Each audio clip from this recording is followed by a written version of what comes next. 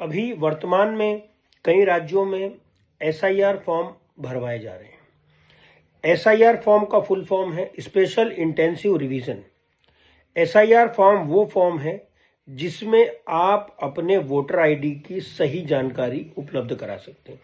ये रिवीजन लगभग हर 20 से 25 सालों में होता है। सन 2003 में एसआईआर का रिवीजन हुआ था, उसके बाद में अब इसका रिवीजन हो रहा है और रिवीजन बहुत ही आवश्यक है।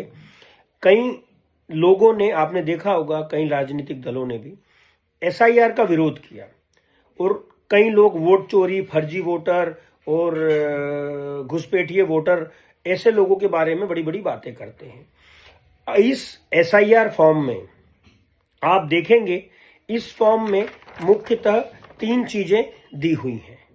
पहला कॉलम जो है वो वर्तमान आपके वोटर आईडी की वर्तमान स्थिति को बताता है। आप वर्तमान में आपकी जो जानकारी है आप उसमें इसको भरिए। सबसे पहले आपकी डेट ऑफ बर्थ आती है, उसके बाद में आपका आधार नंबर आता है, मोबाइल नंबर आता है, फिर माता पिता के नाम आते हैं और उनका इपिक नंबर आता है, और एक अगर आपके शादीशुदा हैं तो आपके पत्नी या जिसका हो उसका नाम और डिटेल आती है। लेकिन इसके बाद जो नीचे की 2 जानकारी है वो बहुत ही जरूरी है, बहुत ही इंपॉर्टेंट है।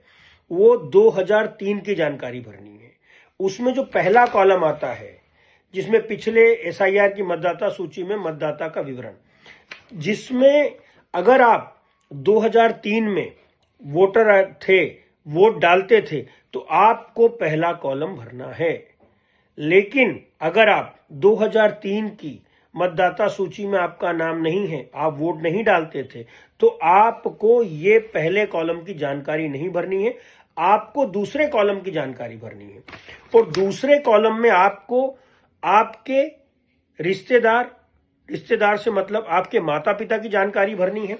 अगर माता पिता की जानकारी नहीं है तो दादा दादी की जानकारी भरनी है।